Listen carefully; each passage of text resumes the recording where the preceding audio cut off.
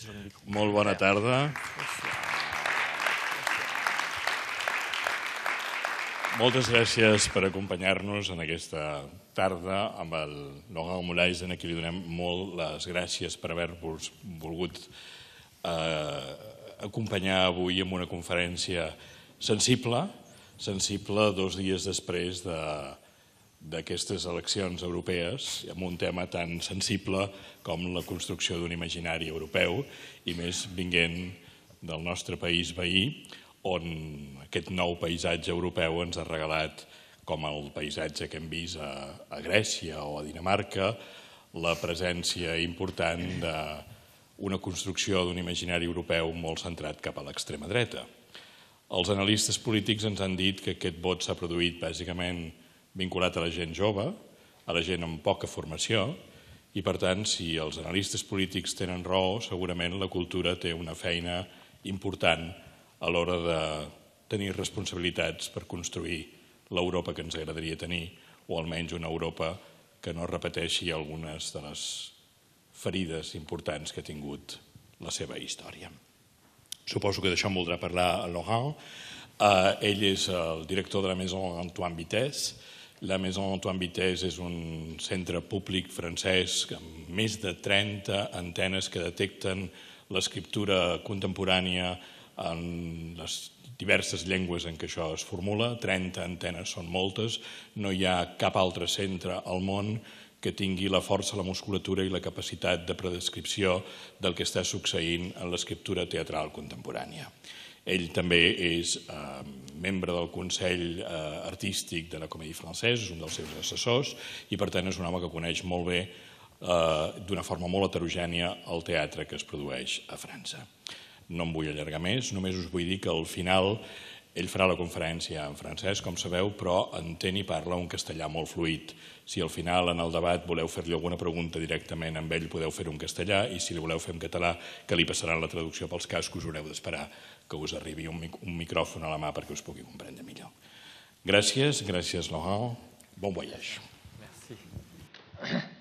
Bueno, el castellano es muy fluido. Lo hablo, pero despacio. Oui, alors, c'est évidemment un peu étrange le surlendemain d'une élection aussi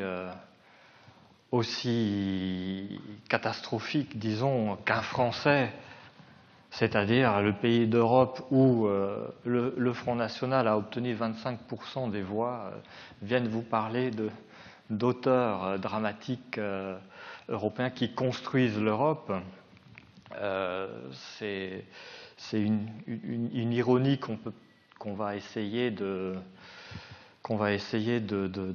surmonter en pariant évidemment et en partant bien sûr du principe que si les auteurs dramatiques construisent l'Europe, ce n'est certainement pas cette Europe-là qu'ils ont envie de construire, que les modèles sont certainement plus intéressants que ceux que nous propose une classe politique populiste ou extrémiste de droite.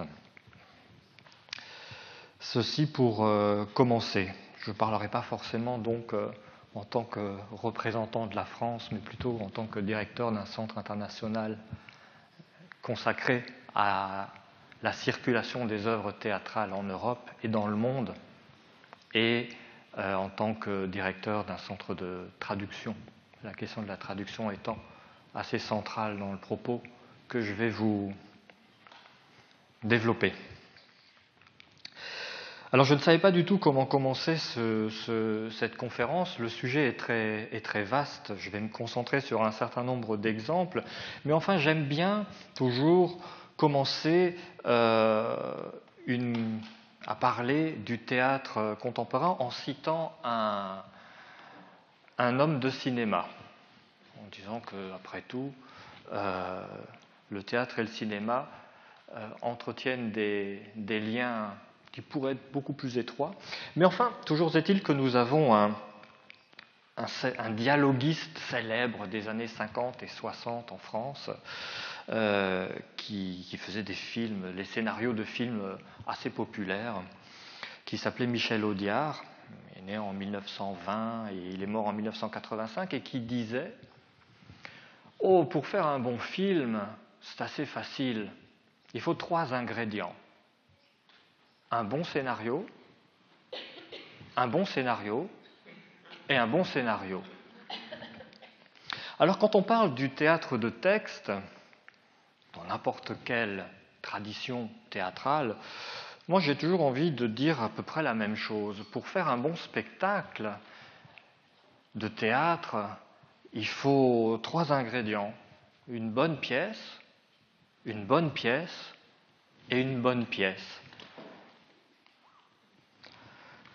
Les auteurs, comme tous les artistes majeurs en Europe, les auteurs dramatiques n'ont pas attendu que l'Europe soit construite institutionnellement pour apporter leur part à cet édifice. Ils se sont tout naturellement inscrits dans la dimension universelle de leur art, et leurs œuvres ont rayonné partout où se trouvaient, en Europe, ou alors même dans le monde, au fur et à mesure que le monde se découvrait, des esprits sensibles à leur contenu, au contenu de leur art et au message qu'ils pouvaient éventuellement porter. Il s'est toujours trouvé des auteurs en Europe qui, dans tel pays, à partir de tel pays, ont influencé les œuvres de tel autre auteur dans tel autre pays. Cela existe depuis que l'Europe de la culture existe. Il suffit de penser à la façon dont les comédies de Shakespeare s'inspirent du théâtre italien, né de la Commedia dell'arte. Il suffit de penser ensuite comment des auteurs allemands comme Lessing ou Goethe ou Schiller se sont eux-mêmes inspirés des tragédies de Shakespeare et de ses successeurs, du théâtre élisabétain. Il suffit de penser comment le romantisme français s'est lui aussi tourné vers une redécouverte de Shakespeare, comment Victor Hugo, Musset et d'autres s'en sont inspirés. Il suffit de penser à la façon dont Molière est allé puiser ses sujets, même dans le... Pardon, alors on m'avait dit que le fil tomberait de temps en temps, mais on remettrait, ça fait partie de la scénographie.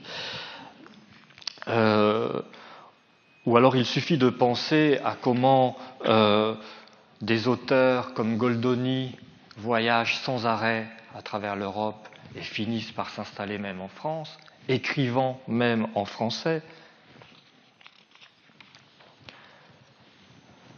Il suffit de penser à la façon dont Büchner a pu influencer l'ensemble des auteurs du XIXe siècle en Europe, l'invention du naturalisme. Il suffit de penser à Ibsen, à Strindberg, à Tchekhov, à Pirandello, à Brecht, à Lorca, à Molnar, à Beckett, à Ionesco,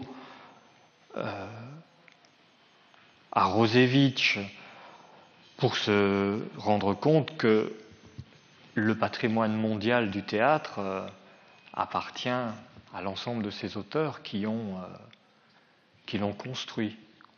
Ionesco a influencé le théâtre français et européen au même titre que Beckett. Ils ont tous deux fini par écrire dans une langue qui n'était pas leur langue d'origine. Et on peut estimer que cette circulation des œuvres, et parfois même de leurs auteurs, a largement contribué, et peut-être d'ailleurs parfois à son insu, à l'élaboration d'une identité européenne. Parce que les auteurs dramatiques contemporains ont toujours parlé de leur temps, donc le temps de l'Europe remonte à loin. Mais je ne vais pas vous faire un cours sur l'histoire des influences des auteurs dramatiques au fil des siècles. Je voudrais me concentrer sur la période contemporaine.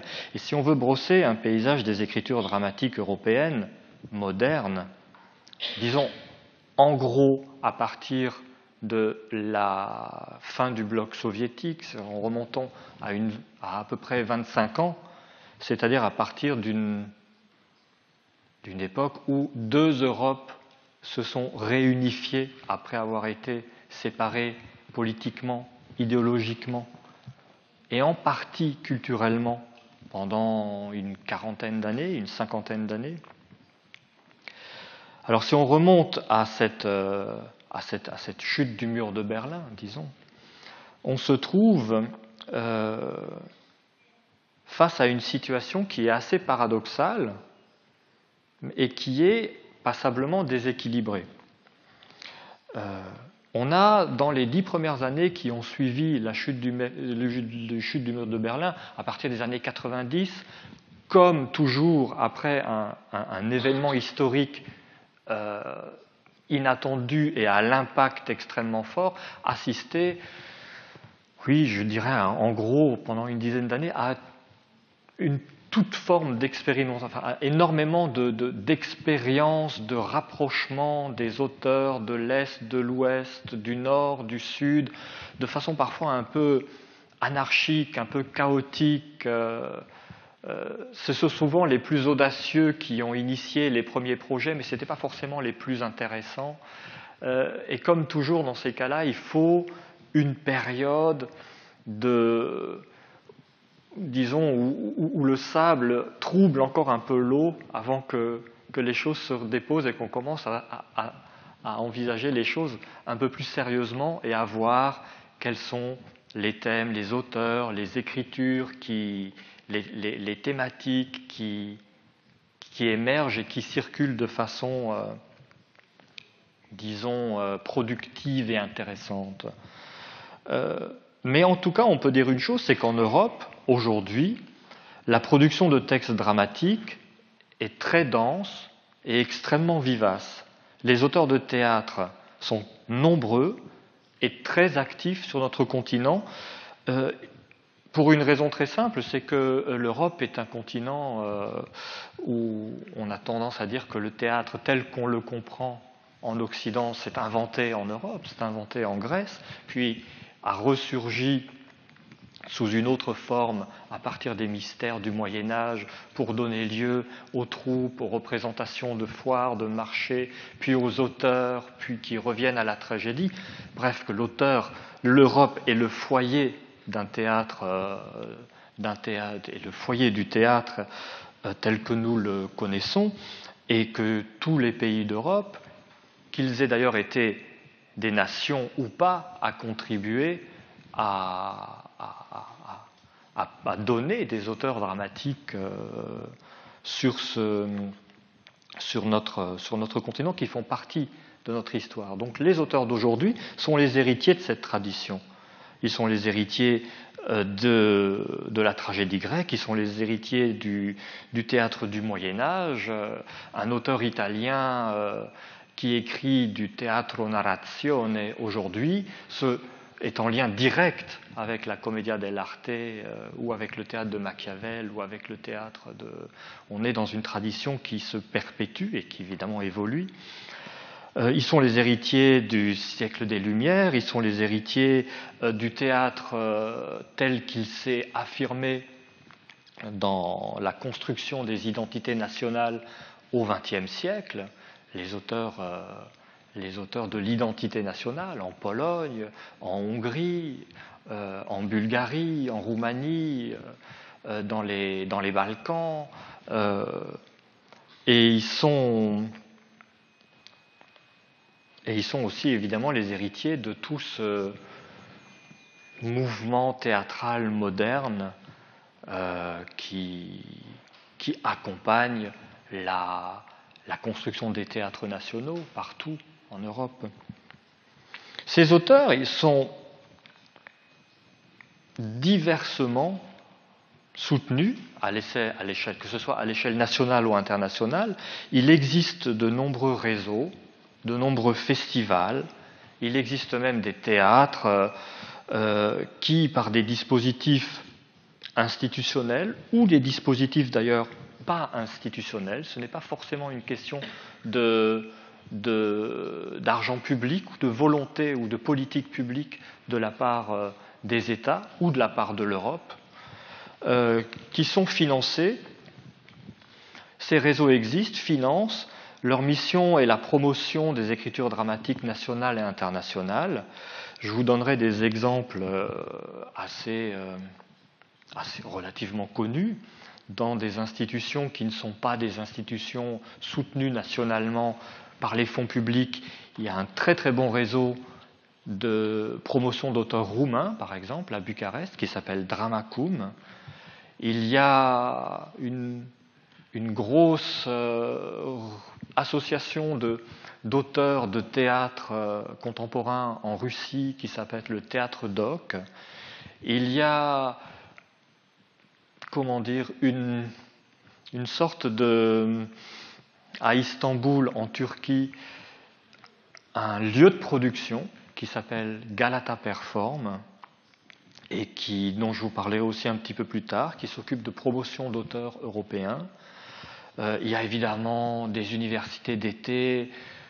Je vous citerai la plus connue ici dans votre ville, c'est l'université de la Sala Beckett. Ce sont des rendez-vous où des auteurs européens se réunissent, où on forme de jeunes auteurs à l'écriture, où des échanges ont lieu.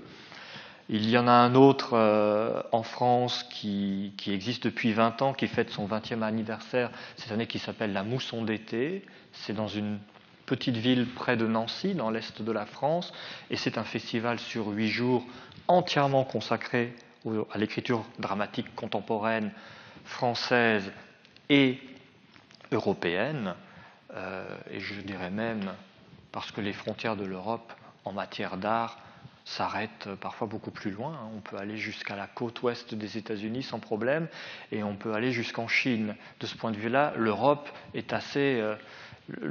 des auteurs dramatiques est assez large. Là, je me concentrais sur les auteurs européens et les réseaux européens, mais on peut très bien imaginer qu'on puisse parler aussi des réseaux intercontinentaux. L'Allemagne est très active aussi.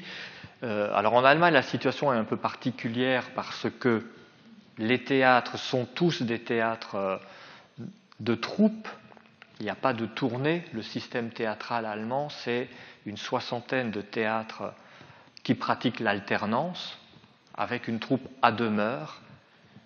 Alors pour évidemment créer des échanges, c'est un petit peu particulier, mais ces théâtres créent des manifestations qui portent un joli nom en allemand, ça s'appelle Stückemarkt, Mercado de Obras, le marché des œuvres, et qui sont des rendez-vous de sélection, de traduction et de présentation d'auteurs de l'Europe entière, parfois même du monde entier. Il y en a un très connu à Heidelberg, il y en a un autre très connu dans le cadre du festival de Berlin, le Theatertreffen, les rencontres théâtrales de Berlin, qui lance des appels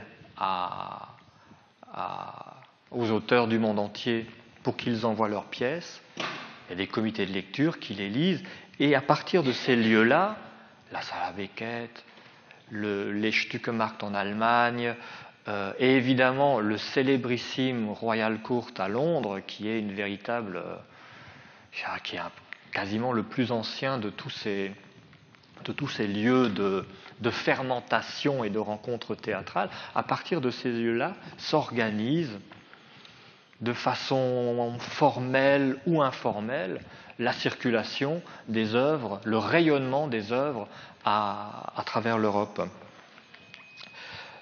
Il y a une muestra de teatro de autores contemporáneos à Alicante aussi, dans laquelle se passe beaucoup de choses. Il y a divers festivals. Il y a des lectures au Festival d'Avignon, il y a des lectures au Festival de Sibiu en Roumanie, il y a des lectures et des ateliers d'auteurs au Festival d'Édimbourg, il y a le Printemps des comédiens à Montpellier, il y a le Festival Scène d'Europe à Reims en France, le festival Malta en Pologne, il y a le festival Infant à Novi Sad en Serbie, il y a le festival Find, F-I-N-D, à la Schaubühne à Berlin. Bref, quand je vous en parle comme ça, on pourrait se dire, bon bah, tout va bien, l'Europe du théâtre se porte bien, les auteurs sont là, représentés, il y a un peu d'argent pour promouvoir leur théâtre. C'est vrai et pas vrai.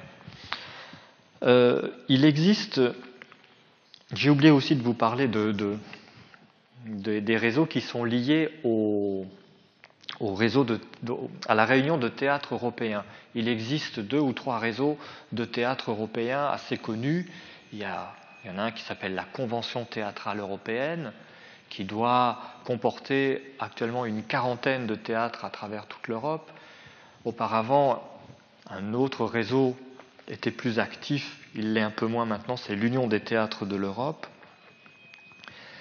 Et ces théâtres qui se réunissent 2-3 fois par an organisent la rencontre, évidemment, la circulation non seulement des spectacles, mais aussi des œuvres, des œuvres dramatiques d'auteurs. Il y a en ce moment même un festival, une opération menée par la Convention théâtrale européenne qui s'appelle Fabula Mundi et qui est une chose assez originale. Ce sont 5 théâtres d'Europe, un théâtre à Timișoara en Roumanie, le Deutsches Theater, le théâtre national allemand à Berlin, même si parler de théâtre national en Allemagne, c'est un peu étrange. 2 théâtres en France, la Beckett ici à Barcelone, et j'en oublie un qui va et un théâtre en Espagne et un théâtre en Italie qui se sont envoyés mutuellement 10 pièces d'auteurs. Ah oui, alors je sais pourquoi tu as hoché la tête, Victor, c'est parce qu'à la Beckett n'est pas absolument le partenaire de Fabula Mundi, mais vous faites des lectures dans le cadre de Fabula Mundi. C'est un théâtre à Madrid. C'est la concurrence, pardon, c'est les Espagnols qui est le partenaire français. Mais enfin, l'idée est intéressante et c'est vrai que c'est le fait de s'organiser en réseau qui permet ça. Chaque théâtre a choisi 10 pièces et les a envoyées à tous les autres théâtres, qui s'est débrouillé pour trouver des lecteurs et pour faire une sélection de ces pièces, les faire traduire et organiser la première étape de leur visibilité, qui est au moins une lecture publique. Le théâtre a besoin du plateau. Le théâtre a besoin, les textes ont besoin d'être entendus. Certes, le théâtre d'auteur appartient au registre de la littérature et il ne faut jamais l'oublier. Le théâtre se lit, donc doit aussi se traduire. On ne peut pas accéder à un texte si on ne l'a pas lu, s'il n'existe pas sous forme de texte, de mots écrits sur du papier. Mais sa destination au théâtre, c'est d'être entendu et vu sur un plateau. Donc ça, c'est pour Fabula Mundi. Alors, je vous parlais tout à l'heure de déséquilibre. Ils sont en partie liés, évidemment, à la manière dont chaque pays finance sa propre culture, au souci qu'ont les pouvoirs publics de faire prospérer et rayonner leur propre culture théâtrale nationale à l'intérieur et à l'extérieur de leurs frontières. Disons qu'il est plus facile même si ce n'est pas forcément toujours très très simple, pour un auteur dramatique d'exister, c'est-à-dire d'être publié, monté sur des scènes dans un pays où le théâtre est subventionné. C'est une évidence. Lorsque vous avez un pays qui ne subventionne pas le théâtre et qui ne subventionne pas le théâtre contemporain en particulier, puisque c'est le sujet qui nous intéresse, évidemment, c'est plus difficile pour les auteurs de rayonner. Mais comme les gens de théâtre sont des gens extrêmement débrouillards, extrêmement ingénieux, et que le théâtre est par définition un art généreux, il y a énormément de jeunes auteurs et de jeunes groupes collectifs d'auteurs et de metteurs en scène dans des pays où le théâtre est très peu subventionné qui ont réussi à se faire connaître. C'est les fameux exemples que je vous citais tout à l'heure du collectif Dramacum en Roumanie. Je vais vous raconter comment Dramacum s'est fait connaître en Europe, comment le jeune théâtre roumain a pu tout à coup circuler en Europe, et puis ce qui se passe aussi à Galata Perform à Istanbul. Istanbul, la Turquie, où le théâtre, il y a un théâtre subventionné, mais un théâtre extrêmement contrôlé, extrêmement censuré, et où toutes les problématiques liées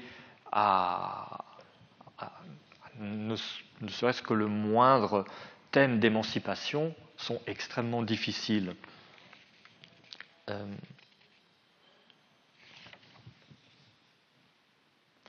Enfin, on constate qu'effectivement, il y a encore une différence, il y a encore une sorte de frontière est-ouest et aussi une frontière nord-sud, aggravée encore par la crise en ce moment, dans le domaine du rayonnement du théâtre dramatique en Europe.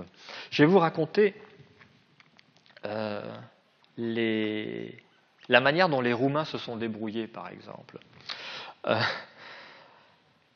À la fin des années 90, c'est-à-dire qu'il y a eu ces 10 ans comme ça de flottement où les choses devaient à peu près se mettre en place dans chaque pays, surtout après une quarantaine d'années de contrôle étatique particulièrement sévère. Mais quand la Roumanie a commencé à organiser des festivals internationaux de théâtre à Bucarest, on était généralement invités, des groupes de gens qui font la promotion du théâtre de texte en Europe. On était invités au festival pour participer, voir les productions que les Roumains nous présentaient. Et on était toujours relativement étonnés de voir que les auteurs contemporains, dans les années, fin des années 90, début des années 2000, ils avaient tous entre 60 et 95 ans. On se disait, mais vous avez une tradition d'école d'écriture, d'école de théâtre prestigieuse. C'est le cas en Roumanie, c'est le cas en Hongrie, c'est le cas en Bulgarie. Des écoles nationales, la formation est longue, sur 4 ans, 5 ans. Ne me dites pas que vous n'avez pas de jeunes auteurs. Alors on nous disait, oui, bon, il y a bien des jeunes auteurs, mais alors vraiment c'est des dégénérés, vous savez, ils ne racontent que des cochonneries dans leurs pièces, ils salissent l'image de la Roumanie. Et c'est là qu'on comprenait qu'en tant qu'occidentaux, nous étions invités et qu'on voulait nous présenter une image des institutions du pays qui soit propre, nette, belle, en disant, vous voyez, tout va bien. Mais alors on assistait à des pièces qui étaient des pièces, des reliquats de pièces des années 70, des paraboles interminables avec des personnages allégoriques, l'aveugle, le médecin, le policier, enfin du Ionesco mais mal fait, réchauffé. Et on se disait, bon, c'est pas possible. On savait que la jeune génération existait, mais c'est comme si les institutions théâtrales du pays faisaient tout pour éviter qu'on les rencontre. Et c'est là où, quand je vous dis que les jeunes auteurs et la jeunesse théâtrale européenne, à cette époque-là, étaient débrouillardes et extrêmement entreprenantes, c'est qu'en sortant un jour du théâtre national, Alors le Théâtre national de Bucarest, je ne sais pas si certains d'entre vous sont déjà allés, à côté, ce théâtre-ci, c'est un théâtre de poche. Le Théâtre national de Bucarest a un plateau qui doit faire 1 km², où on pouvait faire des reconstitutions de la bataille de Stalingrad avec des chars, et c'était véritablement, c'est un bâtiment qui fait 90 mètres de haut, il y a des volets d'escalier sur 25 mètres avec des lustres de 30 mètres qui pendent des plafonds. C'est véritablement un lieu qui exprimait le pouvoir. Et ce pouvoir-là est resté en place bien après la chute du mur. Les caciques, les responsables culturels étaient les mêmes. Ça a changé très très lentement. Et il y avait donc ces petits jeunes auteurs qui, un jour, qu'on sortait du théâtre, mais quasiment clandestinement, nous prennent comme ça, venez. Si vous voulez rencontrer des jeunes auteurs et voir des choses intéressantes, tenez, voilà l'adresse où il faut aller. Alors on s'est dit, on va y aller. Et c'est comme ça qu'on a rencontré des auteurs comme en 2000, 2001, Giannina Carbonariu,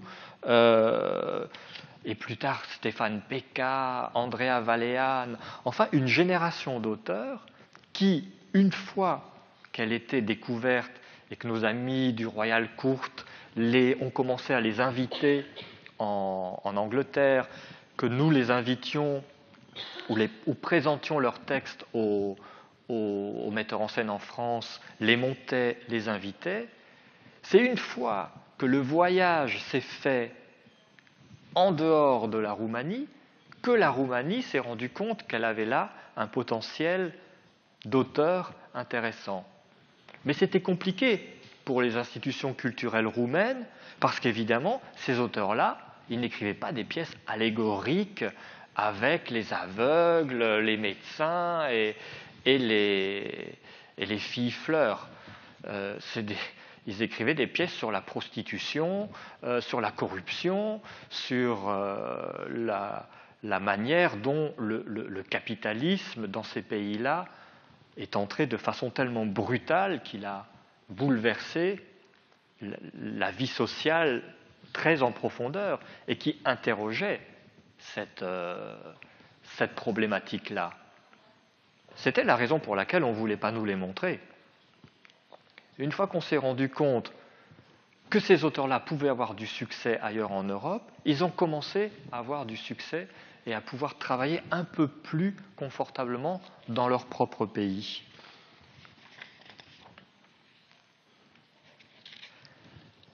Alors aujourd'hui, des auteurs comme Saviana Stanescu vivent à New York, Pekka Stefan vit très très souvent à New York, Giannina Carbonariu est même auteur invité au Festival d'Avignon cette année, où elle va présenter une pièce. Elle a pu rencontrer les Turcs de Galata Perform, qui l'ont invitée aussi. Et là, ce sont des auteurs qui voyagent beaucoup. Il y a aussi, en Europe, des auteurs qui ont choisi de s'installer ailleurs pour pouvoir travailler dans de meilleures conditions. Il y en a un Italien qui est installé ici, à Barcelone, qui est installé à Barcelone, qui a terminé ses études ici et qui vit une grande partie de l'année ici, qui s'appelle Davide Carnevali. Dans le paysage théâtral contemporain, c'est un exemple assez intéressant aussi, Carnevali, parce que il naît à la fin des années 70 et grandit dans une Italie de plus en plus berlusconisée, c'est-à-dire où la culture, et Dieu sait si la culture italienne a été importante pour l'Europe, y compris la culture théâtrale. Mais enfin, 15 ou 20 ans de berlusconisme ont réussi à peu près détruire tout l'édifice du théâtre et de la promotion du théâtre public en Italie. Donc Carnevali s'est dit à un moment donné, je ne ferai pas carrière en Italie, c'est impossible, en tant qu'auteur je n'y arriverai pas. Il est venu ici, il a complété sa formation à Berlin et c'est véritablement devenu un auteur européen. il ne vit quasiment plus en Italie et écrit des pièces qui parlent de sujets qui ne sont pas forcément des sujets propres à l'Italie. On peut citer une autre auteure européenne qui vit peu dans son pays, c'est la Serbe Biljana Srbljanović. Elle, sa promotion c'est passé par le Royal Court, elle a été montée dans beaucoup de pays. Je ne sais pas s'il y a eu des productions en Espagne ou en Catalogne de Biljana, mais enfin, elle a choisi par même physiquement s'installer en dehors des frontières de son pays. Mais pourtant, on écrit toujours à partir, évidemment, on écrit toujours dans sa langue et on écrit toujours dans sa propre culture. Et on rencontre des auteurs en Europe, de jeunes auteurs, qui ne peuvent pas envisager d'être... Leurs œuvres, bien sûr, circulent, mais eux ne peuvent pas envisager d'être sans patrie ni frontières. Une auteure très intéressante et qui écrit des textes extrêmement forts, c'est une auteure moldave qui s'appelle Nicoleta Ezinencu. Et Nicoleta, elle le dit clairement, elle dit « je ne pourrais pas écrire loin de la Moldavie ». Et quand on sait ce que c'est que de travailler dans le monde du théâtre à Chișinău et les difficultés qu'on peut avoir lorsqu'on travaille là-bas, le manque d'argent, toutes les difficultés liées au fait d'exercer ce métier quand il n'y a rien, il n'y a pas de quoi construire de décor, les salles tombent en ruine. Et énormément de gens en Europe lui ont dit « mais viens en résidence 6 mois en Allemagne, 3 mois en France, 4 mois en Angleterre, et tu verras. » Elle lui dit « non, si je fais ça, je n'ai plus rien pour nourrir mon écriture. Et j'ai besoin d'être là-bas. » Des auteurs comme le grec Dimitris Dimitriadis disent la même chose. Dimitris Dimitriadis est l'auteur dramatique, le poète le plus important actuellement en Grèce. Il vit à Thessalonique, il a besoin de son terroir pour écrire des pièces qui dépassent évidemment le cadre de son pays, mais il aime beaucoup voyager, et il est toujours très content quand il peut aller ailleurs et parler de son pays. Il a besoin de son pays pour écrire. Et alors, ces auteurs-là, par les réseaux institutionnels comme le Royal Court et moins institutionnels comme Galata Perform, circulent. Galata Perform, c'est un exemple très très intéressant aussi. La Turquie est un pays où le théâtre est entièrement hiérarchisé. C'est à peu près comme le parti communiste en Union soviétique, c'est complètement centralisé. Il y a un directeur de l'ensemble des théâtres nationaux en Turquie qui décide de la programmation qui a lieu dans ces théâtres. Il y a dans chaque théâtre 3 ou 4 conseillers dramaturgiques qui sont en réalité des censeurs chargés de veiller à ce que ce qui se programme dans les théâtres nationaux ne heurte pas l'idéologie dominante, disons. Et en ce moment, l'idéologie dominante en Turquie est relativement conservatrice. C'est un islam modéré, conservatrice et évidemment corrompu. Mais ça, c'est le cas dans beaucoup de pays. Pas besoin d'aller en Turquie. Et ces jeunes gens, à Galata Perform, ils étaient jeunes il y a 15 ans, ils sont dans la quarantaine maintenant, c'est encore assez jeune. Comme ils ne dépendent pas de subventions nationales, ont pu développer un art relativement indépendant, relativement à l'abri de la censure, et construire un répertoire théâtral européen en organisant des masterclass, des festivals, des sessions de traduction d'auteurs de l'Europe entière. Ils ont, je crois qu'ils ont eu Carles Battier. Il me semble que Carles Battier est allé à Galata Perform, enfin à ce festival qui s'appelle New Text, New Theatre. Donc c'est toujours le même principe. Les gens de Galata Perform accèdent à la connaissance des textes par des traductions intermédiaires, le français, l'anglais, parce qu'évidemment, ce n'est pas toujours facile de trouver quelqu'un en Turquie qui lit le catalan. Donc il y a un système aussi de traduction. C'est ce qui fait que la traduction est tellement importante d'ailleurs. Et ils accèdent aux œuvres de cette façon-là. Ils ont accédé aux œuvres de Giannina Carbonariu par les traductions anglaises et françaises, Carles Battier.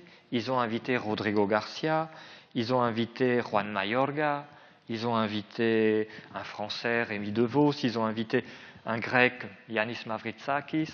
Et c'est en se débrouillant, en allant voir les instituts culturels, en demandant un billet d'avion, en allant voir, en étant sponsorisé par une chaîne d'hôtels pour pouvoir lui payer 3 nuits d'hôtel, en allant voir une marque de téléphonie mobile pour avoir quelques sous pour payer des comédiens.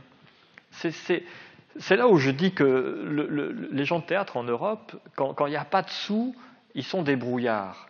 Parce que ce qui compte, c'est, et surtout dans un pays comme la Turquie, à qui on refuse l'accès à l'Europe depuis tellement longtemps, leur soif d'Europe est encore plus grande. Ils les font venir en traduisant leurs pièces, non pas des langues intermédiaires, mais de la langue. Ils se débrouillent toujours pour trouver un traducteur de la langue d'origine de l'auteur, c'est-à-dire du grec, du roumain, etc. C'est important de traduire les œuvres à la source, parce que dès qu'on passe par une langue intermédiaire, on passe déjà par une trahison de la langue d'origine. C'est important quand on traduit de toujours traduire depuis l'original de la langue. Ils réussissent à trouver ça et ils invitent ces auteurs-là à faire des masterclass, c'est-à-dire à apporter leur savoir-faire et leur expérience à de jeunes auteurs turcs. Et c'est comme ça aussi que les choses avancent. Parce qu'évidemment, il n'y a pas d'école d'écriture théâtrale contemporaine en Turquie. Ça n'existe pas. Il n'y en a pas non plus d'ailleurs en Roumanie, il n'y en a pas. Enfin, il n'y en a pas dans beaucoup d'endroits d'ailleurs. Il y en a dans des grands pays qui ont beaucoup d'argent, mais assez peu ailleurs. Alors Galata Perform échappe un petit peu à la censure, sauf évidemment lorsqu'ils montent des spectacles d'auteurs qui abordent des sujets tabous. Alors il y a une anecdote assez amusante. Un des grands auteurs turcs vivants en ce moment, qui est juste auteur, qui n'est pas metteur en scène. Beaucoup des gens dont je vous ai parlé sont à la fois auteurs et metteurs en scène. Je vous parlerai tout à l'heure du statut des auteurs en Europe. Mais en tout cas, c'est cet auteur turc qui s'appelle Özen Yula, qui est juste auteur, c'est-à-dire qu'il travaille chez lui, il écrit ses pièces et il les envoie au théâtre, a écrit une pièce pour dénoncer un certain nombre de comportements hypocrites dans son pays qui s'appelle, excusez-moi, le titre est un peu choquant, Sus mais n'avale pas. Et cette pièce, Sus mais n'avale pas, raconte l'histoire d'un ange, d'une fille qui est au ciel et à qui on veut donner, avant de savoir si elle va aller en enfer ou au paradis, on veut lui donner une chance de redescendre sur terre. C'est un sujet qui a été abordé souvent dans la tradition théâtrale européenne. Il y a une pièce du Hongrois Ferenc Molnár qui s'appelle Lilium qui parle de ça aussi. On lui donne une chance de redescendre sur terre et donc cette fille redescend sur terre et il faut qu'elle réussisse à convaincre quelqu'un à faire une bonne action en 24 heures. Mais on lui dit pas où elle va arriver. On ne sait pas dans quel milieu elle va arriver, ni en tant que quoi. Et elle arrive transformée en actrice porno sur le tournage d'un film X et elle doit convaincre quelqu'un dans ce milieu extrêmement rude de faire une bonne action.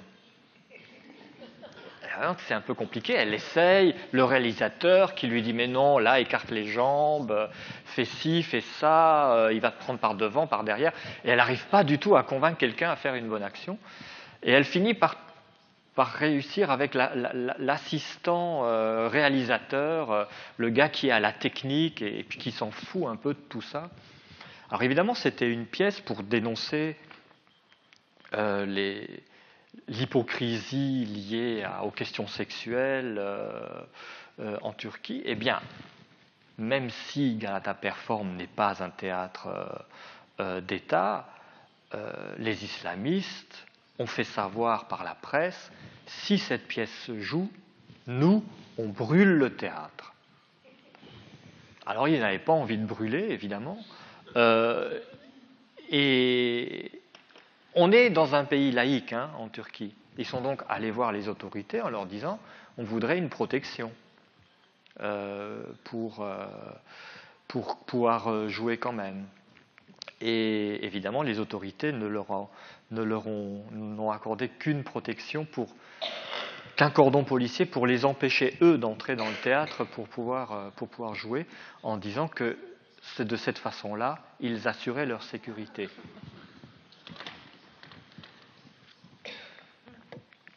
Mais Galata Perform et sa directrice, qui est une femme tout à fait extraordinaire qui s'appelle Yeşim Ersoy Gülen, continue, bon gré, mal gré, depuis 10 ans, 15 ans, à faire exister le théâtre contemporain international dans un pays sans quoi il n'existerait pas. Il faut se dire qu'on est dans un pays où 80% des gens qui vont au théâtre ne savent pas qui est Pinter, ne savent pas qui est Berkoff, ne savent pas qui est Fassbinder, ne savent pas qui est Peter Handke.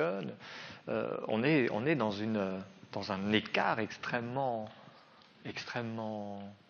dans des lacunes extrêmement grandes. Alors, les auteurs, le statut des auteurs en Europe, je vois leur tourner, c'est absolument effrayant, je ne vous ai même pas dit encore la moitié de ce que je voulais vous dire. Et le statut des auteurs, c'est intéressant de noter en Europe qu'il est, tout pays confondu, assez divers. Il y a des auteurs qui sont devenus... Enfin, il y a des auteurs qui viennent du plateau. C'est lié à la façon dont le théâtre se pratique dans les différents pays. L'actuel directeur du Festival d'Avignon, Olivier Py, est devenu metteur en scène parce que personne ne voulait monter ses textes. Il est d'abord auteur, et comme il en avait assez que personne, tout le monde dit « Oh, tes textes sont trop compliqués », il est devenu lui-même metteur en scène. J'ai eu une discussion hier soir avec l'auteur du principe d'Archimède, Josep Maria Miró, qui me disait la même chose. Il a dit, moi j'ai fait l'école de théâtre, mais en section dramaturgie. Et je me suis intéressé à la mise en scène pour pouvoir monter mes propres textes. Il y a beaucoup d'auteurs qui sont partis à l'inverse de la mise en scène. Giannina Carbonariu, elle a une formation de metteur en scène. Elle est devenue Yeşim, dont je vous parlais tout à l'heure, a une formation de metteur en scène. Il y en a, je pourrais vous citer plein de noms, mais il est clair que lorsque un auteur et en même temps metteur en scène réussit à produire des spectacles qui peuvent être vus, qui peuvent éventuellement s'intégrer dans le réseau des tournées de spectacles en Europe, il a plus de chances d'être connu via l'existence des spectacles, parce que c'est ça que les gens en Europe vont voir. Et qu'un auteur qui est simplement un auteur, qui écrit du théâtre. Quand il est dans un pays où il n'y a pas d'édition, lorsque les spectacles ne sont pas forcément montés tout de suite, on peut passer à côté d'écritures absolument formidables. Et ça, c'est un paradoxe, parce que à l'époque d'Internet, on se dit quand même que le texte, les œuvres de la pensée, rien ne devrait circuler plus facilement. Il suffit de faire 2 clics sur son ordinateur pour envoyer un texte. Il n'y a pas besoin d'avoir une production. Et pourtant, cette circulation-là ne se passe pas très bien en dehors, évidemment, des 15 ou 20 auteurs européens très connus, comme Marius von Mayenburg, D.A. Lower, Carles Battier, Dimitriadis, dont je vous parlais déjà, Davide Carnevali, je pourrais vous citer le lituanien Marius Ivaskevicius, ce sont des auteurs qui ont réussi à ce que leurs textes puissent circuler. Mais, comment dire, la circulation des textes, elle est directement liée à la problématique de la traduction. C'est-à-dire que, disons qu'un auteur bulgare, je vais citer un auteur bulgare absolument extraordinaire que j'adore, qui s'appelle Bojan Papazov. Bojan Papazov écrit des pièces, il a 70 ans, il écrit des pièces formidables sur les rapports entre les différentes cultures en Bulgarie, les Roms, les Bulgares d'origine turque, etc. Et des pièces extrêmement modernes, très très violentes, avec des histoires de Roms qui vendent leurs filles dans les pays occidentaux pour qu'elles fassent la prostitution, puis qui les récupèrent, et puis ils ont des problèmes avec la justice, mais enfin finalement tout ça s'arrange. Ce sont des problématiques qui peuvent à peu près se décliner dans pas mal d'autres pays. Bon, si on admet qu'on réussit, on trouve le moyen par un réseau de faire circuler les pièces de Papazov, écrites en bulgare, elles arrivent en Angleterre, en Hollande, en Catalogne. Qui va les lire? Qui va pouvoir dire que ces pièces-là sont des pièces intéressantes? Sinon un traducteur, sinon quelqu'un qui connaît bien la langue bulgare et qui est capable de restituer cette langue dans une autre langue.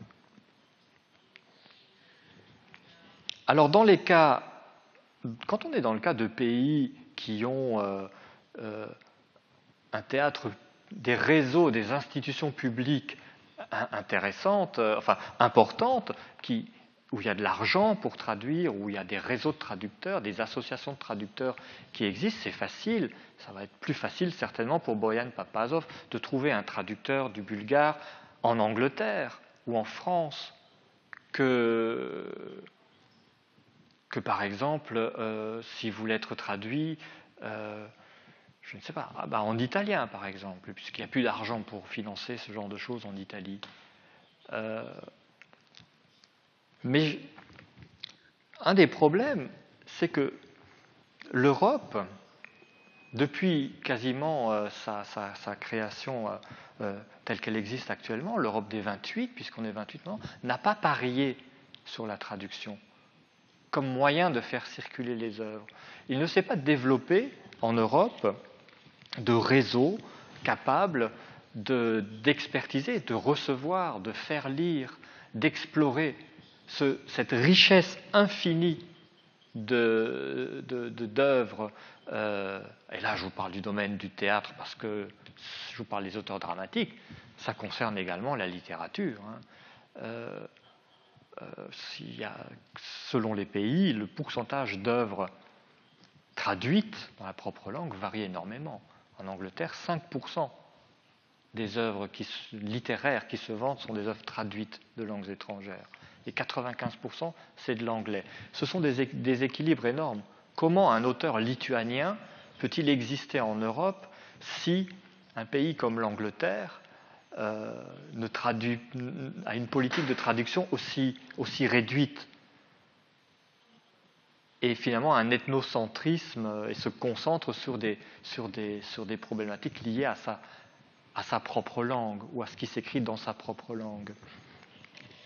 Et dans le domaine du théâtre, malheureusement, la Maison Antoine Vitez, je dis malheureusement parce que je le déplore beaucoup, la Maison Antoine Vitez, Centre international de la traduction théâtrale, association née de la volonté des traducteurs français spécialisés dans le théâtre de se regrouper pour organiser un travail de recherche, de traduction, de qualité de la traduction et de diffusion des œuvres, financé par des fonds publics, c'est-à-dire par un ministère de la Culture qui estime qu'aujourd'hui, dans l'Europe de 2014, c'est important de faire circuler les œuvres. La Maison Antoine Vitez est le seul organisme au monde construit sur ce modèle, c'est-à-dire financé par des fonds publics pour faire rayonner la production d'œuvres dramatiques contemporaines du monde entier. Et souvent, je me prends à rêver que se constitue dans tous les pays d'Europe, c'est un petit peu comme prolétaires de tous les pays, unissez-vous, c'est traducteurs de tous les pays, unissez-vous, la création d'un centre qui permettrait, indépendamment des impératifs de la production, c'est-à-dire en se concentrant uniquement sur la valeur des œuvres, de découvrir et de faire traduire des pièces pour les offrir ensuite au monde du théâtre, c'est-à-dire aux metteurs en scène, aux acteurs. Comment voulez-vous qu'un acteur découvre Sofia Oksanen, une auteure finno-estonienne qui a écrit une pièce extraordinaire qui s'appelle Purge en finnois. Comment voulez-vous que les metteurs en scène en Europe prennent connaissance de cette pièce-là si ne s'est pas organisé cette traduction des textes? Alors évidemment, c'est compliqué de trouver des bons traducteurs. Je me dis aussi souvent que le monde du théâtre, là où il est encore actif et là où il y a encore un peu de moyens, devrait essayer de se rapprocher du monde de la philologie, du monde de la traduction littéraire, et pour essayer de gagner à la spécificité de la traduction théâtrale des traducteurs qui ont étudié les langues et qui traduisent souvent uniquement pour la littérature pure. Ce n'est pas la même chose de traduire du théâtre que de traduire de la littérature. Le traducteur de théâtre doit avoir une notion de ce que c'est qu'un acteur, de ce que c'est que le souffle, de ce que c'est que la langue, de ce que c'est qu'un silence sur un plateau, de ce que c'est que le rythme, les allitérations, plus qu'un auteur de roman. Lorsqu'on traduit une œuvre de théâtre, il faut toujours se dire que le public qui l'entend, quand vous êtes dans une représentation, vous entendez les choses une seule fois. Et vous devez comprendre. Quand vous avez un roman, quand vous n'avez pas compris quelque chose, vous pouvez relire. Au théâtre, vous n'avez pas cette possibilité. Ça détermine le travail du traducteur de théâtre. Et il y a trop peu de bons traducteurs de théâtre en Europe actuellement. Ça handicape la circulation des œuvres. Et pourtant, des œuvres, il y en a énormément. Il y a un trésor. Ce sont des œuvres qui permettent... lorsque le grec Yannis Mavrotsakis écrit une pièce, il a 50 ans, il écrit une pièce qui s'appelle Vitriol, qui parle de la catastrophe qui se produit en ce moment en Grèce, en parlant d'un jeune homme sacrifié, d'un jeune homme qui est l'objet de toutes les manipulations extérieures. Il parle de la même chose que... je vous avais trouvé un bon exemple que je vais vous retrouver là. Je saute quelques pages parce que... il parle de la même chose que la Roumaine Gianina Carbonariu lorsqu'elle parle de d'un réseau d'une jeune fille roumaine à qui l'on promet qu'elle va faire une bonne carrière de chanteuse en Irlande et qu'on l'envoie en Irlande pour devenir prostituée pour des films porno où elle est torturée. Les thématiques utilisées et les thématiques dont on parle au théâtre et actuellement en Europe ne sont pas si diverses que ça. Nos préoccupations sont les mêmes, les préoccupations des auteurs sont les mêmes.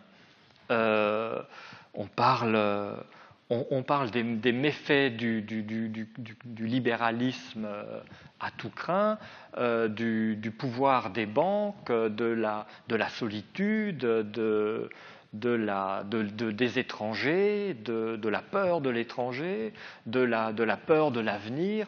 Mais ce qui est intéressant, c'est de voir comment les auteurs, à partir de leur propre expérience et de leur propre histoire, abordent ces thèmes-là. Et de les entendre, ça permet de voyager, ça nous permet de voyager. Et ça nous permet d'aller voir dans une autre culture si on y est. C'est toujours important d'aller voir ailleurs si on y est. Et c'est cette reconnaissance-là qui peut faire que, à leur échelle, qui est une échelle modeste par rapport à l'Europe, les auteurs dramatiques viennent apporter leur part à la construction de cette identité européenne qui est faite de ressemblances dans les différences. Nous sommes ressemblants parce que nous sommes différents. Et c'est cette différence-là qu'il est intéressant d'explorer. Alors, je crois qu'il faut encore travailler, chacun à son échelle, au renforcement de ces réseaux qui permettent d'avoir accès à tous ces textes-là. Je pense que c'est ça, et c'est là que réside l'enjeu d'une bonne circulation des textes en Europe et d'une bonne contribution des auteurs dramatiques à cette construction européenne dont on ne sait pas à quoi elle va ressembler. On sait à peu près ce à quoi elle ne doit pas ressembler. On a encore à inventer ce à quoi elle doit ressembler. Voilà, mais je vous remercie de votre attention. J'ai dépassé l'heure un peu.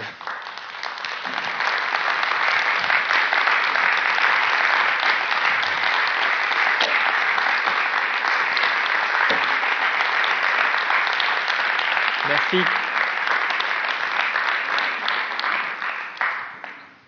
Alors j'étais censé m'arrêter à 8h moins le quart pour qu'il puisse y avoir un petit quart d'heure de questions. Il est déjà 8h10, alors je ne sais pas, peut-être que je ne sais pas quoi faire. Je me tourne vers la puissance invitante. On me dit que c'est bon. Je suis à votre disposition si vous avez des questions à me poser. Alors, comme on dit, castellano fluide à peu près, mais attendez, je pense qu'il y a certaines... C'est toujours une question d'accent et toujours une question de façon de parler, mais il y a des gens, quand ils parlent catalan, je les comprends très bien. Puis il y en a d'autres, je ne comprends pas. Alors, on peut aussi essayer, avec vous qui posez les questions en catalan, moi qui vous réponds en français, puis s'il y a quelque chose que je ne comprends pas, je me tournerai vers Mirella, que je vous propose qu'on applaudisse. C'est toujours très difficile de traduire en simultané, et merci Mirella d'avoir fait ce travail-là.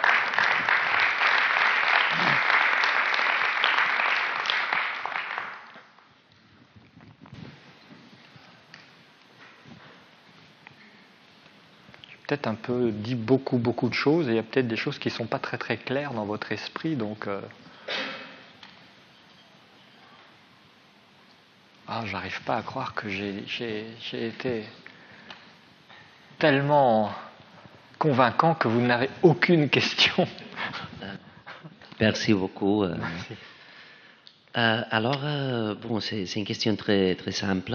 Dans un cadre où l'édition des traductions est assez compétente, comme dans Paris et dans la France, où habituellement on peut trouver toutes les traductions de textes qui sont mises en scène dans ces moments au théâtre. Quel est votre critère, quelle est votre distinction éditoriale?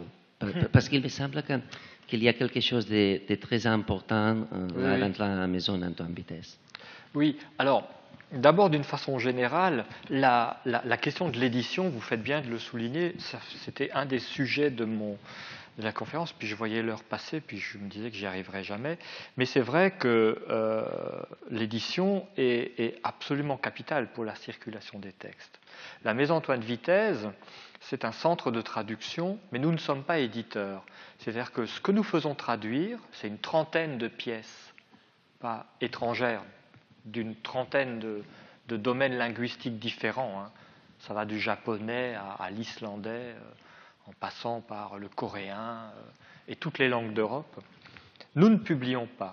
Les pièces traduites figurent à notre répertoire et on peut se procurer les pièces par Internet en format électronique sur simple demande.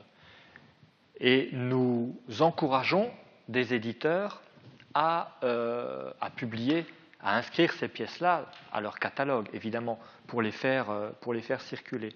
C'est de cette façon-là, par exemple, que nous avons traduit près de 50% du théâtre de l'auteur israélien Hanok Levin. Il y a le programme du Festival grec qui est sorti là ce matin. Une pièce de Levin est au programme du Festival grec qui s'appelle Kroum l'ectoplasme. Beaucoup, en faisant publier ces pièces en français, on doit être au 7e volume, actuellement, où il y a à chaque fois 3 pièces, on a évidemment, comme le français est une langue parlée par un certain nombre de gens en Europe, contribué à la connaissance de l'israélien Hanok Levin écrivant en hébreu en France. Ça, c'est par exemple un de nos critères. Et il est évident que dans des pays comme la Lituanie, la Lettonie, la Serbie, la Bulgarie, la Roumanie, où l'édition théâtrale n'existe quasiment pas, quand les pièces ne sont pas éditées, leur circulation est beaucoup plus aléatoire. Et que c'est lié.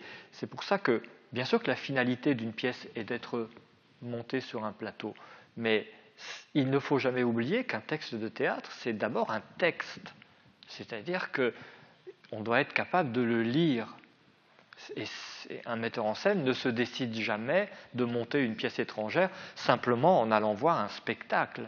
Il faut qu'il ait le rapport au texte. Et pour répondre à une dernière chose liée à l'édition théâtrale, malheureusement, je vais vous parler de la France, là, est une édition entièrement subventionnée. Et ça, c'est un peu dommage parce que ça veut dire que le marché de l'édition théâtrale ne pourrait pas exister sans l'apport de l'argent de l'État. Parce qu'il y a trop peu de gens qui achètent ces livres-là. Alors on assiste souvent à la publication de pièces uniquement lorsqu'elles sont représentées. C'est-à-dire que c'est le fait que les pièces soient représentées qui fait qu'un éditeur peut dire au théâtre « Vous nous achetez 500 exemplaires en préachat pour pouvoir les vendre à la fin de la représentation, et c'est comme ça que nous, on va financer notre édition. » Mais ça ne parle pas toujours pour la qualité des pièces éditées. Ça veut juste dire que c'est un truc économique pour faire de l'édition. Ça ne veut pas toujours dire qu'il y a une politique éditoriale derrière.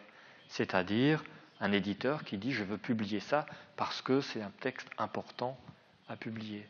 Donc ça veut dire qu'on publie aussi beaucoup de théâtre, disons, qui n'est pas forcément qui ne fait pas beaucoup avancer la cause de l'écriture dramatique, des nouvelles formes et de... Voilà, je parle là vraiment de l'exemple français. Hein. L'édition théâtrale va de toute façon très mal partout. C'est un secteur économique moribond. Et il faut penser, d'ailleurs beaucoup d'éditeurs de théâtre commencent à penser à de l'édition numérique. Tout simplement parce que ça permettra mieux de faciliter la circulation des œuvres.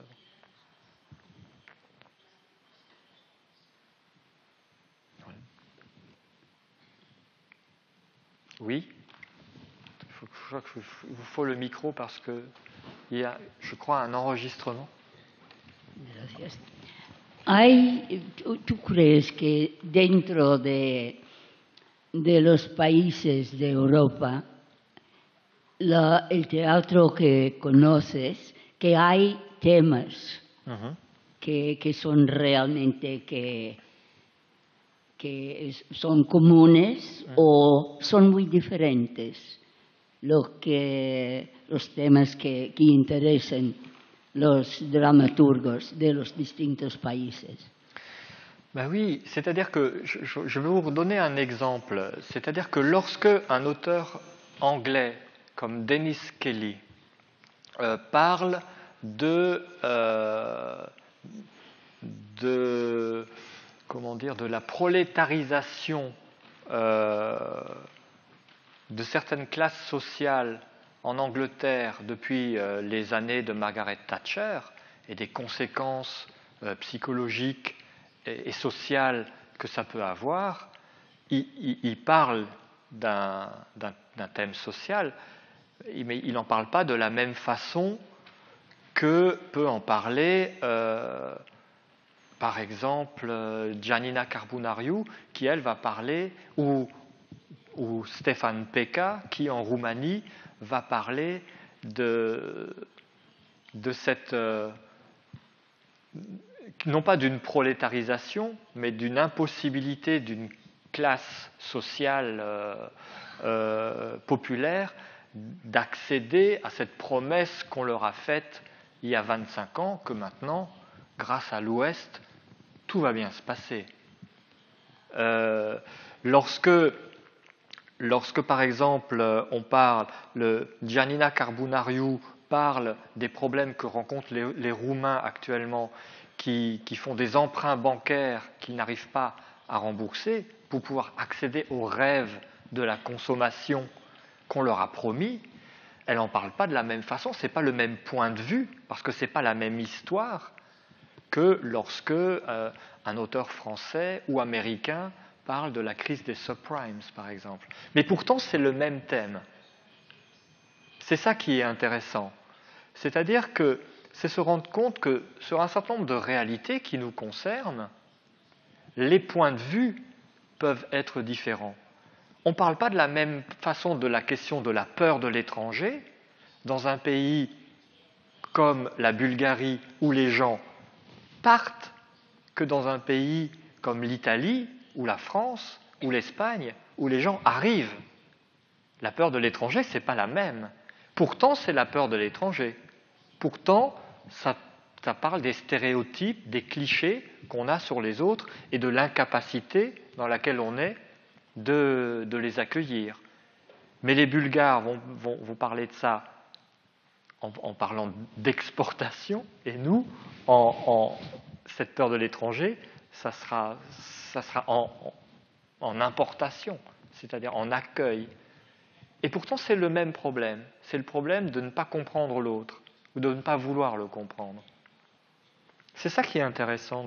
Et puis, comme le théâtre est un art extrêmement vivant, que lorsqu'on voit un spectacle, eh bien, la proximité avec le sujet et l'expérience que l'on fait est une expérience vivante, liée à la mise en scène, au jeu de l'acteur, au talent d'un metteur en scène, et en plus de la qualité d'une écriture, le théâtre serait un formidable véhicule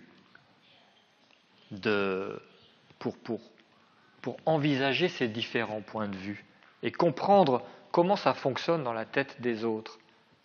Ce que je disais tout à l'heure, aller voir ailleurs si on y est. Pero ¿crees realmente que el teatro está ayudando en el sentido en que has hablado de crear una Europa social? Porque tantas veces muchos de nosotros estamos muy preocupados con esta Europa que se construye que parece más bien financiera que social. Si, claro. Mais je crois que les auteurs dramatiques de théâtre ne sont pas des super-héros.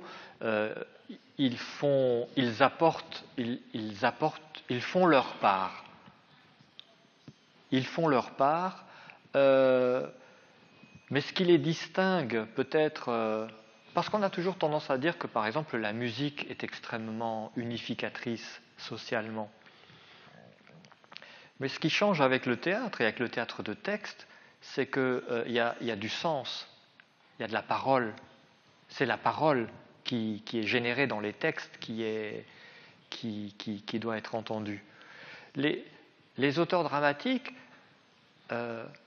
comme tous les artistes, ont une nature partageuse et font leur maximum pour pouvoir être entendus par un maximum de monde. Mais c'est pas eux qui vont, évidemment, c'est pas eux qui vont changer la politique sociale européenne. On est censé avoir des hommes politiques pour ça. Je dis bien, on est censé. Mais ce qu'un auteur peut faire, ce que n'importe quel artiste peut faire, c'est ce que la parole du poète peut faire, c'est mettre le doigt sur des dysfonctionnements, dénoncer, comme peut le faire un poète, un romancier et un bon artiste de cabaret aussi. Les auteurs dramatiques font ce qu'ils peuvent. Mais c'est intéressant de les voir circuler à travers l'Europe et de voir comment leurs discours peuvent se répondre. Après, évidemment, Luisa Cunillé ne va pas changer le cours de la politique catalane ou espagnole ou européenne en écrivant des pièces. Mais en entendant les pièces de Luisa Cunillé, lorsqu'on va au théâtre et lorsqu'on écoute cette parole, on peut réfléchir d'une autre façon à certains problèmes qui sont liés au thème de l'étranger, de la frontière. Luisa Cunillé a écrit une pièce très très intéressante qui s'appelle « Après moi le déluge ». C'est une pièce qui parle de néocolonialisme, d'incompréhension des cultures entre un homme africain qui veut absolument vendre son fils à un riche occidental qui fait des affaires. Il veut le faire adopter pour qu'il devienne ce qu'il veut, footballeur, aide-soignant, mais pour qu'il puisse avoir un avenir meilleur, parce que lui, il sait qu'il va mourir. Et c'est très dur le deal entre le marchand, l'Européen et l'Africain, parce que ça ne parle pas la même langue et les mêmes structures. Et lorsqu'enfin le deal se fait à la fin, le vieil Africain dit « Bon, c'est bien, maintenant je suis content, je peux mourir en paix. » Et l'Européen lui dit « Où il est ton fils ?» Il dit « Ah, mais mon fils, il est mort depuis 25 ans. Il est mort quand il était tout petit. Il est mort, je ne sais plus, d'une maladie ou d'un accident. Mais je voulais quelqu'un qui se souvienne de lui quand moi je serai mort et que je ne pourrai plus me souvenir de lui. » Et tout à coup, en allant voir une pièce comme celle-là et en l'entendant, on voit peut-être plus de la même façon nous, on en a plein à la Comédie Française, les gens qui viennent faire le ménage tous les matins et qui sont des Africains de 60, 70 ans, dont on ne sait rien, parce qu'ils n'ont pas la parole. C'est ça que je voulais dire, c'est une petite... Voilà, on apporte sa contribution, on raconte des histoires. Et ces histoires nous aident à réfléchir. Est-ce que j'ai répondu à la question? Je ne sais pas. Peut-être pas, hein. Peut-être que je fais tout le temps des détours. Soy escritora y estoy por el otro lado. Bueno.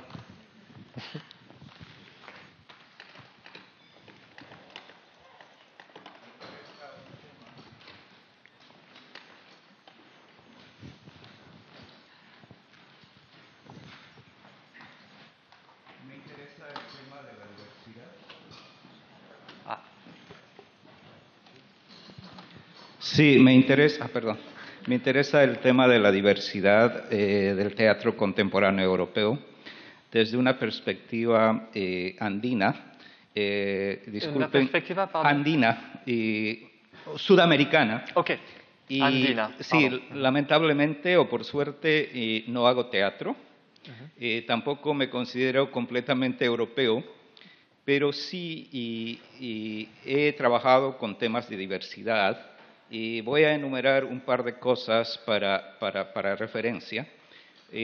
Por ejemplo, nosotros que trabajamos en la intersección de tradiciones distintas, tenemos serios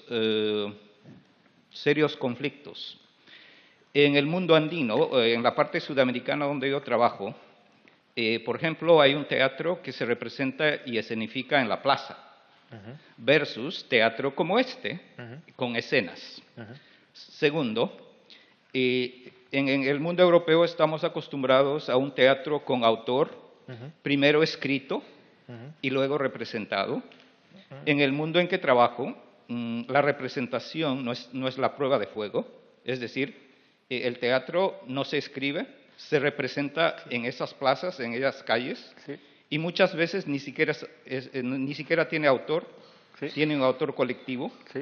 Entonces, y por último, un componente importante es que los actores no profesionales tienen que usar máscaras, porque si no, no estamos ante un teatro de tradición oral, por ejemplo. Pero cuando uno empieza a trabajar con este tipo de representaciones y luego el teatro clásico y nos ponemos a cuestionar cuál es el límite, en qué momento es teatro y en qué momento no. Y tal vez el ejemplo más peculiar es arte y artesanía, y aquí se habla de teatro versus ritual. ¿En qué momento es ritual, en qué momento es teatro?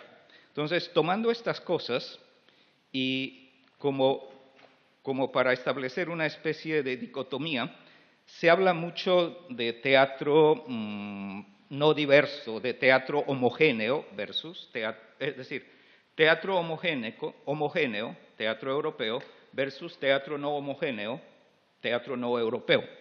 Entonces, cuando veo los ejemplos que nos ha puesto y la explicación, encuentro que ahora Europa también tiene un teatro diverso. Ahora, tampoco estamos hablando de las clásicas lenguas europeas, el español, el inglés, el italiano, sino estamos hablando de otras lenguas como el rumano. Y finalmente otro componente que usted ha mencionado, el teatro andino de esa parte de Sudamérica no puede ser teatro si no hace una denuncia. Aquí también vemos que el componente, para mí fue espectacular cuando habló el caso del teatro de Turquía, que es muy jerárquico y hasta se habla de censuras. Entonces, todo esto ahora nos lleva, en el caso europeo, a cuestionar el concepto de teatro. ¿No se ha modificado en algo el concepto de teatro? ¿Es igual el teatro escrito en una lengua no tradicional europea versus una lengua rumana? ¿Es igual el teatro producido por un autor marginal versus un teatro producido por un francés de Francia? Esa es la pregunta. Ben, comment dire, le thème de la discussion de ce soir, c'était de parler des auteurs dramatiques de théâtre et de leur circulation. Le thème de ce soir, c'était pas de parler des différentes formes de théâtre possibles. Il n'y a pas que dans le théâtre andin qu'il y a un théâtre de la dénonciation et qu'il y a un théâtre qui est un théâtre de la place et qui se fait. C'est le cas en Afrique du Sud, c'est le cas dans pas mal de pays, de théâtres de pays du Maghreb. Enfin, il y a un certain nombre de traditions existantes. J'aurais pu vous parler de ça. Mais le thème de ce soir, c'était le théâtre. Donc il faudra me réinviter ou inviter quelqu'un d'autre qui connaît bien le sujet et qui pourrait vous parler effectivement de cette forme de théâtre-là. Cela dit, le rapport entre la production théâtrale et le texte existe également de la façon que vous avez décrite actuellement dans les pays européens. Il existe des textes de théâtre qui se produisent de façon collective dans un objectif de représentation dans des milieux non conventionnels. Les groupes sont assez nombreux. Il y en a un très célèbre qui s'appelle Rimini Protocol. Ça parle de sujets. Mais, comment dire, l'expérience que cela constitue est une expérience qui est liée à la circulation des spectacles, de la production et des conséquences que ça peut avoir dans l'interaction avec le public, mais ce n'est pas un théâtre qui produit du texte qui ensuite peut circuler et être traduit. C'est la seule différence. Or, moi, ce soir, je vous parlais uniquement des théâtres de la littérature dramatique et de sa traduction. C'est un sujet qui était volontairement circonscrit. Sinon, c'était une conférence de 4 heures et il aurait fallu un deuxième ou un troisième verre d'eau. Je réponds et je ne réponds pas à votre question, mais je comprends très bien ce que vous voulez dire. Et le théâtre andin, effectivement, l'exploration que font nos traducteurs de l'espagnol, ou alors ça vaut pour le théâtre du Brésil, aussi pour le portugais, dans ce sens-là, émergent parfois des textes qu'on peut effectivement traduire et faire circuler dans la tradition théâtrale européenne, mais le plus souvent, c'est plus intéressant de faire venir les spectacles et d'imaginer la traduction uniquement comme une aide à la compréhension en faisant du surtitrage. Ce n'est pas forcément la peine de traduire le texte parce qu'il est extrêmement lié à la démarche du spectacle, quoi. Voilà ce que je pourrais dire sur ce sujet-là.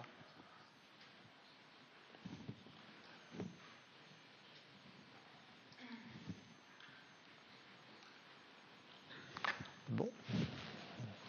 Il y a encore une question. Allez. Puis après, on a déjà dépassé l'heure syndicale d'une demi-heure. Les équipes techniques vont peut-être commencer à... Me gustaría preguntarle cuál cree que debería ser el apoyo de los medios a los nuevos autores. No conozco el caso de Francia, pero si en Francia hay en televisión, radio, en prensa, qué soporte tienen los nuevos autores o en otros países, según su experiencia, nos hable un poco del soporte que pueden tener en los medios de comunicación. Voilà. Si je réponds à cette question, ça va prendre encore 10 minutes. Je vais essayer de faire court. Curieusement, les auteurs contemporains français ne sont pas tellement soutenus. Ils sont un peu obligés de se débrouiller tout seuls et réussissent à trouver le chemin du théâtre que les auteurs qui se convertissent en metteurs en scène, c'est-à-dire qui font l'effort ou la démarche d'entrer dans le monde du théâtre dans la cuisine du théâtre. Mais un auteur qui écrit tout seul dans son coin du théâtre et qui n'a aucun contact avec des metteurs en scène ou avec des acteurs n'a pas beaucoup de chance d'arriver au plateau parce que nous n'avons pas de système de représentation des auteurs. En Allemagne, dans les pays anglo-saxons, il y a les agences théâtrales. En Allemagne, elles sont très actives. Un bon auteur en Allemagne entre dans une agence qui va faire le travail de promotion, qui va contacter les théâtres, envoyer les pièces, discuter avec les théâtres et c'est son travail. Donc l'argent qu'on fait dépend de l'efficacité. En France, nous n'avons pas d'agence d'auteurs. Alors la tradition des auteurs, elle est extrêmement variable. Je connais beaucoup de très bons auteurs français qui sont très peu montés parce qu'ils ne connaissent pas de metteur en scène, et puis on sait que c'est toujours compliqué de monter des auteurs contemporains parce qu'on ne remplit pas les salles autant qu'avec des auteurs classiques. Mais ça, si je développe ça maintenant, on est encore là à 10 heures et je suis sûr que vous n'allez pas tenir, et moi non plus d'ailleurs, mais les systèmes d'aide aux auteurs en France, bon, c'est des résidences d'écriture, c'est des aides au montage des pièces parfois. Il y a une commission nationale qui donne des aides aux auteurs quand la pièce est bonne, et il y a 15 000 ou 20 000 euros qui sont mis de côté pour aider le metteur en scène à monter la pièce s'il l'a choisi. Mais c'est assez artificiel. C'est curieux de savoir qu'est-ce qui fait qu'un metteur en scène s'intéresse à une pièce. Cette opération est une opération assez difficile à décrire parce qu'elle est presque magique. Pourquoi tout à coup un metteur en scène dit « Ah, j'ai envie de monter cette pièce » contemporaine, je ne parle pas des pièces classiques. Les pièces classiques, on sait pourquoi on veut les monter parce qu'on les connaît. Mais quand on découvre une pièce, et en France, je pense que nous avons encore à travailler beaucoup au rapprochement des auteurs avec les institutions théâtrales, en conseillant par exemple à des théâtres d'avoir des auteurs en résidence, pour que les auteurs soient à l'intérieur du théâtre et pas à l'extérieur. Je ne sais pas si ça répond bien à la question, mais enfin c'est une petite ébauche de la chose. Et on me dit qu'il faut qu'on s'en aille. Merci beaucoup en tout cas, merci.